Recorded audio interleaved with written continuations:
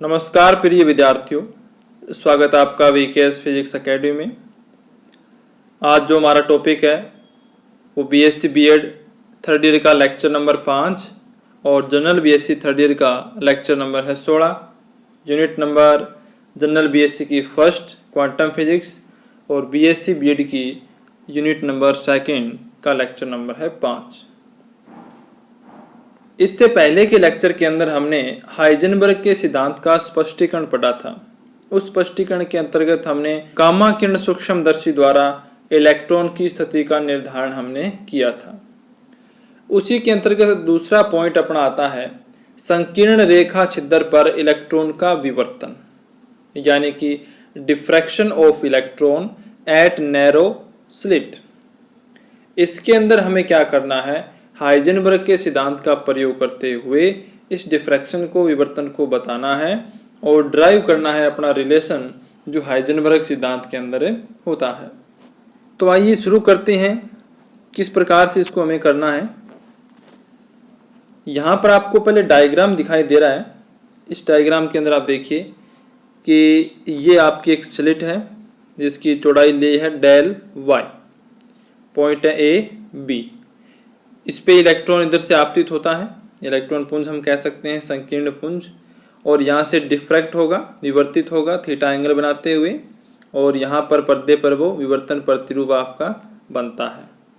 और ये विवर्तन जो है वो हम सेकेंड ईयर के अंदर ऑप्टिक्स में पढ़ चुके हैं, किस प्रकार से बनता है, क्या क्या कंडीशंस इसके अंदर होती हैं। तो यहाँ पर थ्योरी किस प्रकार से आपको लिखनी है, साथ साथ में नोट्स में बता रहा हूँ, तो आप यहीं से नोट्स बना सकते हैं।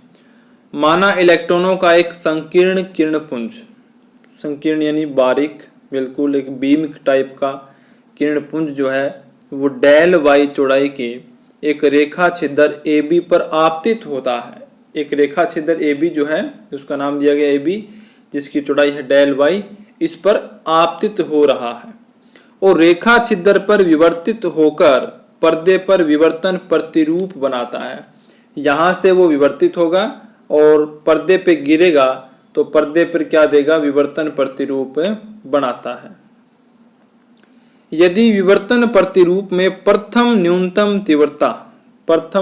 तीव्रता यहाँ पे आपको दिखाई दे रही है, ये तो अधिकतम तीव्रता है, और यहाँ पर जो निम्निष्ठ आप कहते हैं, यहाँ पर न्यूनतम तीव्रता है प्रथम, दूसरी कहाँ पर है, दूसरी यहाँ पर है। इस प्रकार से आगे बढ़ते क्रम में और एक पॉइंट ऐसा आएगा जहाँ पे तीव्रता बिल्कुल है वो शून्य हो जाती है। न्यूनतम तीव्रता थीटा कोण पर प्राप्त होती है। ये जो एंगल है वो थीटा आपको दिखाई दे रहा है। तो विवर्तन सूत्र कौन सा लगाया, यहाँ पर हमने ब्रेग समीकरण के बारे में पढ़ा था कि 2d साइन थीटा बराबर कितनी होती है, n लैम्डा होती है। तो n का मान तो यहाँ पर 1 हो ही गया, इसको हम चेंज करेंगे, इसका जो रूप है इसको हम चेंज करेंगे। यहाँ पर n का मान तो हमने कहा प्रथम न्यूनतम तीव्रता, तो n का मान तो हो गया 1। फिर बात रही 2d की। 2d की जगह हम यहाँ पे क्या लेंगे, 2d की जगह हम यहाँ पे लेंगे डेल y। ये जो चौड़ाई है उस समीकरण में 2d जो है वो एक विड्थ होती है, जो जालक तलों के मध्य की डिस्टेंस होती है। यहाँ पर वो डिस्टेंस किसके बराबर है, डेल y के बराबर है। तो यहाँ पे 2d बराबर डेल y हो जाएगा, n बराबर 1 हो जाएगा, और ये जो थीटा है विवर्तन कोण, ये यहाँ पर थीटा आ जाता है। अब ये जो फॉर्मूला है अपना 2d साइन थीटा बराबर n लैम्डा, ये क्या बन जाएगा, 2d बराबर आ जाएगा डेल y, साइन थीटा से m आ जाएगा, n का मान 1 हो गया, बराबर आ गया लैम्डा, और यहाँ से क्या आ जाएगा, डेल y का मान आ जाता है, डेल y बराबर lambda upon sine theta. Equation number हो जाती है फर्स्ट। इससे पीछे वाला जो टॉपिक था उसके अंदर हमने कुछ इस प्रकार से लिखा था, डेल एक्स बराबर लैम्डा 2 साइन एल्फा, जब हमने इलेक्ट्रॉन की पोजीशन का निर्धारण किया था। तो वैसा ही है, वो थोड़ा अलग था, वो सूक्ष्मदर्शी की कंडीशन थी, और ये यहाँ पर डायरेक्ट ब्रेग समीकरण से हमने प्राप्त कर लिया।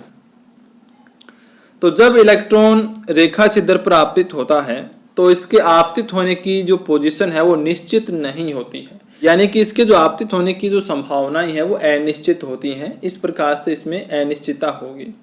अर्थात इलेक्ट्रॉन के रेखा छिद्र पर आपतित होने की स्थिति में यानी पोजीशन में अनिश्चितता होती है। और वो कितनी होगी अनिश्चितता? वो होती है डेल वाई, यानी कि वो जो संकीर्ण रेखा छिद्र है वो यहाँ पर आपतित हो सकता है, यहाँ पर हो सकता है, मिडल में हो सकता है, यानी हम फिक्स नहीं कह सकते, तो वह अनिश्चित होता है। और उस अनिश्चितता को हमने कह दिया डेल वाई, हम यहाँ पे वाई के रिस्पेक्ट में ले रहे हैं। तो प्रारंभ में सबसे पहले इलेक्ट्रॉन है वो एक्स दिशा में गति कर रहा है। सबसे पहले जो इलेक्ट्रॉन है वो कहाँ से आता है? एक्स दिशा में जा रहा है, एक्स दिशा में गति कर रहा है। विवर्तन होने के बाद वो अलग टाइप से होगा, इसलिए वाई दिशा में इलेक्ट्रॉन का संवेग क्या होगा? शून्य। यानी जब सिर्फ वो एक्स दिशा में गति कर रहा है तो उसके पास मोमेंटम तो है इलेक्ट्रॉन के पास, लेकिन एक्स दिशा के अंदर है, वाई दिशा में उसके पास कोई मोमेंटम नहीं है, कोई संवेग नहीं है। लेकिन विवर्तन के बाद वाई दिशा में इलेक्ट्रॉन का संवेग p sin थीटा से माइनस p sin थीटा तक कुछ भी हो सकता है। ये किस प्रकार से हुआ? देखो, विवर्तन से पहले तो सिर्फ x दिशा में था, y दिशा में कोई संवेग नहीं था, लेकिन जैसे ही उस स्लिट्स के किनारों से विवर्तन हुआ तो जो इलेक्ट्रॉन है वो इस प्रकार से डिफ्रैक्ट होते हैं और विवर्तन प्रतिरूप बनाते हैं। क्योंकि हमने पढ़ चुके हैं कि इलेक्ट्रॉन है वो तरंग प्रकृति रखता है डेविसन जर्मर प्रयोग में, तो उससे विवर्तन तो होना ही है और उससे हमें एक पर्दे पर उच्चिष्ट निम्निष्ट ये सभी प्राप्त भी होंगे। तो ये जो संवेग था इलेक्ट्रॉन का एक्स डायरेक्शन में वो बंट जाता है थीटा एंगल पर। अगर ऐसा होता है तो हमें दो घटकों की आवश्यकता पड़ेगी, दो घटक हमें बांटने पड़ेंगे। तो वो घटक कौन सा होगा? एक्स दिशा में कौन सा होगा? यहाँ पे देखें आप, यहाँ से थीटा एंगल बन रहा है एक्स के साथ, तो ये पहले मान ले पी मोमेंटम था, तो ये तो हो गया पी कोस थीटा और ऊपर क्या हो गया पी साइन थीटा। इसी प्रकार से नीचे वाले एंगल की बात करें थीटा की, तो ये सेम डायरेक्शन में पी कोस थीटा और नीचे हो जाएगा पी साइन थीटा। यानी एक्स दिशा में तो दोनों का पी कोस थीटा आएगा, लेकिन हमें बात करनी है वाई दिशा की, तो पी साइन थीटा ऊपर की तरफ, पी साइन थीटा नीचे की तरफ, जो दोनों एक दूसरे की क्या हैं? अपोजिट है। यानी ये पी साइन थीटा जो है वो इसके रिस्पेक्ट में प्लस पर है। तो इस प्रकार से हम क्या करेंगे? इस प्रकार से वाई दिशा में संवेग में अनिश्चितता क्या होगी? जैसा कि आपने लास्ट वीडियो में पढ़ा था, पी एक्स ए में से हमने पी एक्स बी को घटाया था और डेल पी एक्स की वैल्यू हमने ज्ञात की थी। तो यहाँ पर हम वाई डायरेक्शन की बात कर रहे हैं, तो डेल पी वाई बराबर क्या होगा? ये जो अभी मैंने बताया पी साइन थीटा ऊपर वाला है, उसमें से माइनस का पी साइन थीटा नीचे वाला हम माइनस कर देंगे तो कितना आएगा? P sine theta plus Y के अंदर है और P sine theta minus Y के अंदर है, तो इसमें से हमें घटाना है, पी साइन थीटा में से घटाना है पी साइन थीटा, लेकिन वो इस पी साइन थीटा के पहले से अपोजिट है, तो माइनस यहाँ पर हम लगा देंगे। ये तो हमें डिफरेंस करना है अनिश्चितता ज्ञात करने के लिए, और माइनस उसमें खुद में आएगा क्योंकि वो उसके अपोजिट है। तो यहाँ से क्या आ जाएगा? ये 2p साइन थीटा आ जाएगा डेल पी वाई का मान, यहाँ पर आ जाएगा 2p साइन थीटा। अब जो डेल पी वाई का मान है वो 2p साइन थीटा आ गया और डेल वाई का मान जो है वो लैम्डा अपॉन साइन थीटा आ जाता है। तो इन दोनों इक्वेशन से हमें क्या करना है? अनिश्चितता सिद्धांत पढ़ाना है। तो del P Y dot del Y, देखिए यहाँ पर वाई के पदों में आ चुका है अनिश्चितता सिद्धांत।